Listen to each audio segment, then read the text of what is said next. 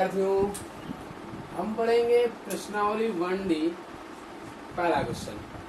इस क्वेश्चन में जैसा कि मैंने आपको शांत प्रसार और अशांत प्रसार के बारे में बता दिया पिछले वीडियो में, इस वीडियो में इस चैप्टर को पढ़ेंगे। चलिए देखते हैं इस प्रश्न में पहले पूछा क्या है कि परमेय संख्या इतना जो दिया गया है वो दशमलव प्रसार निम्न में से किसके बाद शांत होगा, किसके बाद शांत होगा। तो ऐसा करने के लिए पहले हम चेक कर लेते हैं क्या शांत प्रसार है। तो हाँ है, क्योंकि हर में 2 है, 5 है।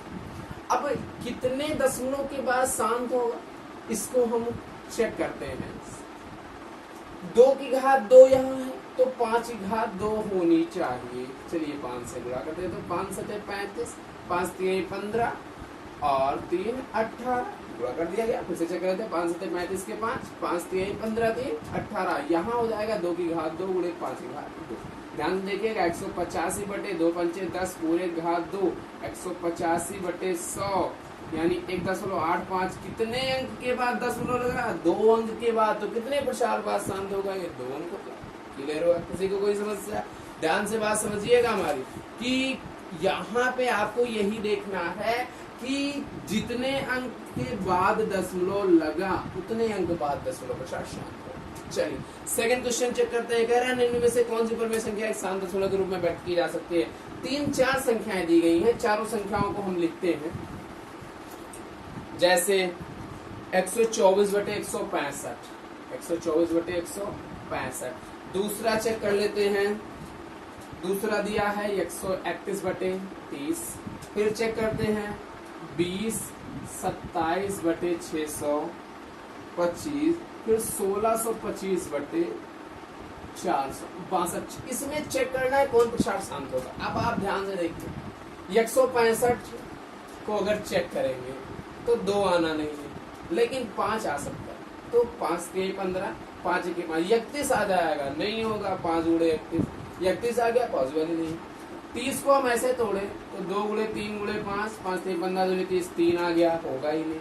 625 को अगर हम तोड़े तो 5 गुणे 5 गुणे 5 गुणे 5, 55 25 पंचे 125 पंचे 625 हो गया शांत प्रसार। क्यों? क्योंकि 5 की घात 4 आ गया। अब 2 आए आना है, हमने क्या कहा कि 5 आना चाहिए। अच्छा 2 लाना है तो 2 की घात 0, 2 भी आ गया यहाँ से। ठीक, तो अगर आपने देखा कि 625 यहाँ पे शांत प्रसार है, इसको चेक करने की जरूरत ही नहीं, यानी ये प्रसार क्या होगा? शांत होगा। कोई समस्या किसी को? चलिए बढ़ते हैं तीसरे क्वेश्चन पर। क्वेश्चन ने पूछा इनमें से कौन सी परमेय संख्या एक अशांत दशमलव प्रसार के रूप में व्यक्त की जा सकती है। 1351 बटे 1250 चेक करेंगे। आगे 2017 बटे 250 चेक करेंगे। 3219 बटे 1800 चेक करेंगे। और 1723 बटे 625। तो 625 तो अभी हमने चेक किया, ये प्रसार शांत है। 1250 250 1800। देखो 1800 को आप तोड़ोगे 3 आ जाएगा, 3 6 18। सिंपल सी बात है, 3 आना है। तो जब इसमें 3 आएगा तो मतलब यही प्रसार शांत नहीं है। लेकिन आपको ऐसा लिखना नहीं है, आपको पूरा हल दिखाना है। जिसके हर में 2 और 5 के अलावा कुछ भी आ गया वो प्रसार अशांत होगा। जिनमें ऐसा नहीं होता वो प्रसार क्या होगा? शांत होगा। नेक्स्ट क्वेश्चन हम आगे बढ़ते हैं। क्वेश्चन नंबर दूसरा। क्वेश्चन कह रहा है कि बिना लंबी विभाजन प्रक्रिया के आप जांच कीजिए कि क्या प्रसार शांत है। दूसरे और तीसरे को मिला देते हैं। दूसरे में कह रहा है कि चेक करिए प्रसार शांत है अथवा नहीं। तीसरे में कह रहा है कि प्रसार शांत है तो मान निकालिए, अगर अशांत है तो छोड़ दीजिए। हम पहला क्वेश्चन देखते हैं। 13 बटे 3125 छोटा तो कर नहीं सकते। अब हम बात करते हैं इसके हर की। हर कितना है? 3125। तो हर कभी तो कंफर्म कह नहीं सकते कि 2 5 आ सकता है, लेकिन गुणनखंड करने के बाद पता चल जाएगा। चलिए चेक करते हैं। 5 कटेगा, 5 30, 5 2 10 55 25। फिर 5 से काटेंगे, इसको काटते रहेंगे ऐसे जब तक 1 ना आ जाए। तो अगर हम देखें तो मिल गया आपको कि हर बराबर है 5 की घात 5। आपने कहा 2 नहीं है, चलो 2 की घात 0 लिख देते हैं। यानी प्रसार कैसा हो जाएगा? शांत। कोई समस्या किसी को? क्वेश्चन तीसरा कहता है कि अगर प्रसार शांत होगा तो मान ज्ञात करिए। चलिए मान ज्ञात करने के लिए एक बार हम फिर से बता देते हैं कि इसको हम पुनः लिखेंगे। फिर अगला स्टेप इसको हम लिखेंगे कि 5 घात कितना है। यानी घात के रूप में। जितनी घात 5 की उतनी घात 2 की, यानी 2 की घात 5 से हम गुणा करा देते हैं और भाग भी। चलिए फिर 13 2 की घात 5 का मान अगर हम निकालें तो 32 आता है। तो यहाँ पे मान नहीं निकालेंगे, यहाँ पे हम सीधा 5 दूनी 10 करेंगे गुणा। क्यों? क्योंकि घात जो है वो बराबर है। अब 5 पूरा हो गया घात में, 13 और 32 को गुणा कराएंगे तो 13 दूनी 26, 13 39, 2 41 यानी कितना 416। 10 की घात 5 है यानी 1 लिख के हम कितना जीरो लगाएंगे? 5 जीरो। चलिए ध्यान से देखिएगा, 3 अंक यहाँ है, दशमलव लगना है 5 अंक पर, तो 2 अंक कहाँ से आएगा? 0 0। कितने अंक हो गए? 5, दशमलव लगा दीजिए, ये हो जाएगा। किसी को कोई समस्या? चलिए फिर से देखते हैं। सबसे पहले हम देखेंगे यह परवेश संख्या न्यूनतम, तो न्यूनतम है हर का गुणनखंड किए 5 केवल आता है, 5 की घात 5। तो यहाँ पे 5 के अलावा 2 के अलावा कोई संख्या नहीं आती। अगर 2 दिखाना है 2 का 0 लिख सकते हैं। तो प्रसार कैसा हो गया? शांत, नियम के अकॉर्डिंग। यहाँ पे हम फिर इसको लिखेंगे, अब जितनी घात 5 की उतनी घात 2 की। तो यहाँ पे कितनी घात हो गई? 2 की घात 5। अंश में गुणा, हर में गुणा। चलिए गुणा करने के बाद सॉल्व किया गया, हर में घात बराबर है तो आधार में गुणा हो गया, 5 दूनी 10। फिर इसको गुणा करके अब देखा गया तो 5 अंक पर दशमलव लगेगा, लेकिन हमारे पास कितने अंक है? 3। तो हम 3 अंक और 2 जीरो बढ़ा दिए। यहाँ जीरो नहीं बढ़ाना है, ध्यान रखिएगा। यहाँ पे जीरो बढ़ाने पर इसका मान बड़ा हो जाएगा, पहले जीरो बढ़ाने पर इसके मान पर कोई प्रभाव नहीं पड़ेगा। तो ये हो गया आंसर। चलिए सेकेंड क्वेश्चन देखते हैं, ध्यान से समझते रहिएगा सभी लोग। सेकेंड क्वेश्चन में हम देखेंगे 17/8। तो 8 तो वैसे देख सकते हो आप, 2 की घात 3 होगा, और 2 की घात 3 मतलब प्रसार शांत होगा। क्यों प्रसार शांत होगा? क्योंकि इसके हर में कितना आ गया? 2 की घात 3। 5 को दिखाना है तो 5 की घात 0 लिख दीजिए, 5 भी आ गया। चलिए चेक करते हैं, प्रसार शांत हो गया। मान ज्ञात करिए तीसरे क्वेश्चन के अनुसार, 17/8 बराबर 17/2 घात 3। जितनी घात 2 की उतनी घात 5 की, तो 5 की घात 3 से गुणा करा दीजिए। चलिए 17 गुणे 5 की घात 3 मतलब 125 बटे 2 घात 3 यानी 2 पंचे 10 पूरे घात 3। इसको भी हमने गुणा करवाया था, इसे फिर से करवा देते हैं। 17 पचे 85, 7 दूनी 34, 6 40 2 42, 17 के 17 4 21 बटे 10 घात 3 मतलब 1000। दशमलव लगा दीजिए, 2.125 यानी ये प्रसार शांत था और हमने मान निकाल के चेक कर लिया। अब चेक करते हैं कुछ ऐसे क्वेश्चन जो प्रसार शांत ना हो।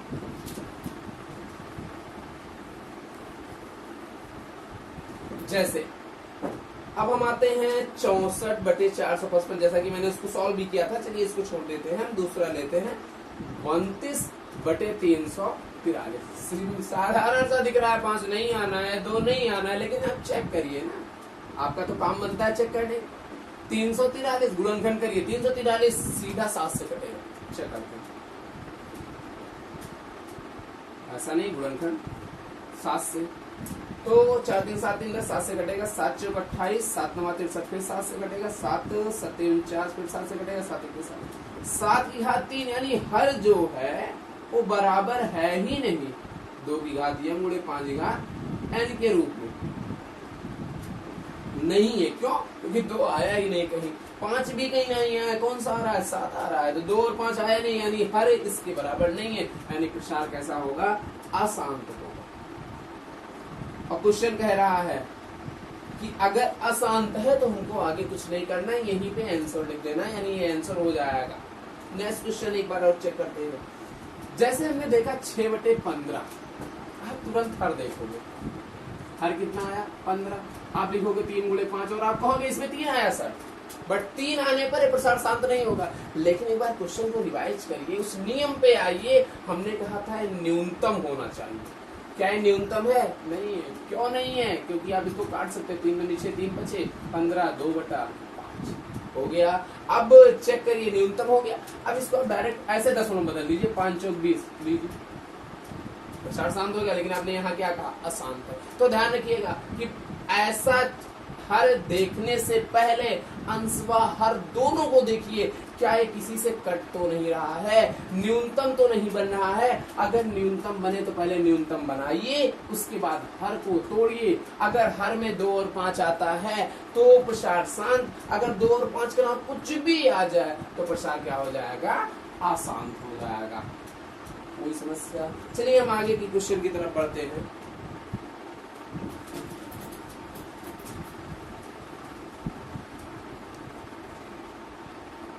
नेक्स्ट क्वेश्चन में हम आते हैं। क्वेश्चन नंबर 4 को पी बाई क्यू के रूप में व्यक्त करना है, आप व्यक्त कर लेंगे। क्वेश्चन नंबर 5 में आते हैं। 5वें में कह रहा है कि भिन्न रूप में बदलिए। किस रूप में बदलिए? भिन्न रूप में बदलिए। यहाँ पे आप वैसे भी इसको पढ़ चुके हैं 9th में, एक बार मैं फिर से पढ़ाता हूँ।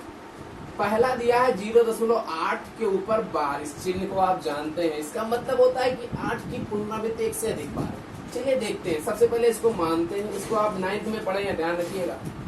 x बराबर 0.8, 8 के ऊपर क्या लगा है? बार। बार का मतलब होता है कि इससे अधिक हो सकता है, तो 1 से अधिक लिख देते हैं।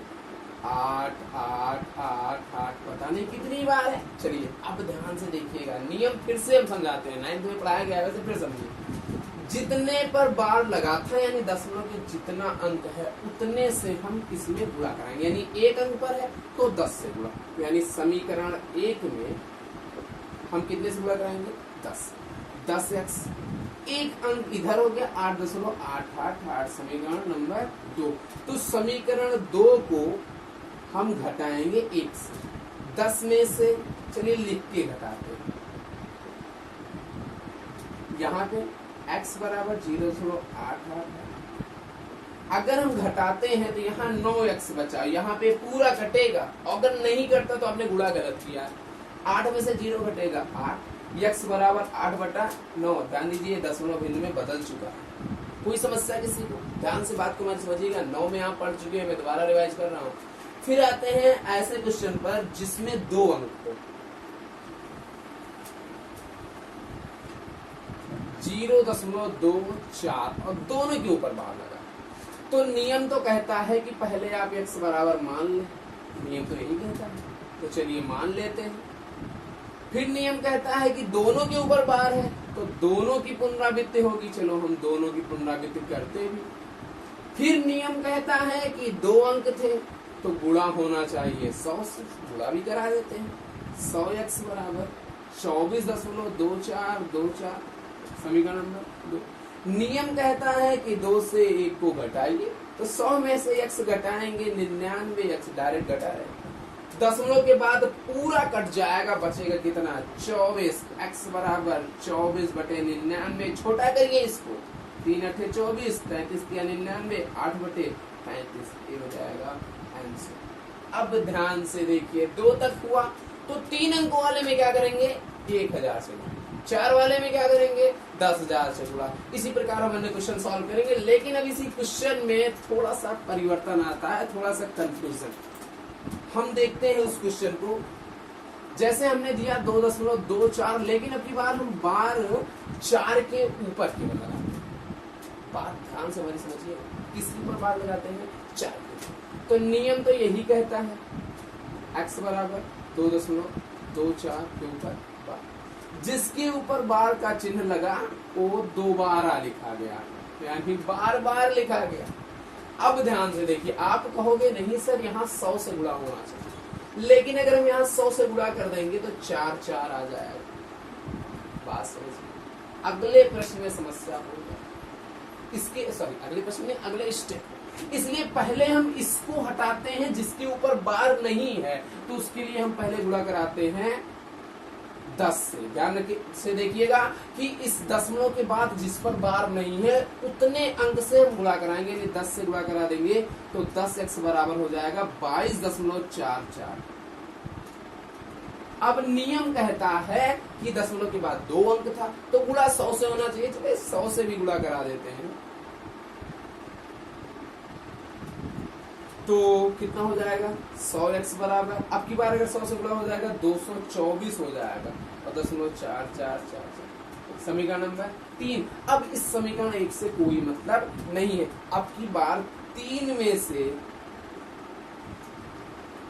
2 घटेगा, ध्यान से बात समझिए। अब की बार किसमें से घटेगा?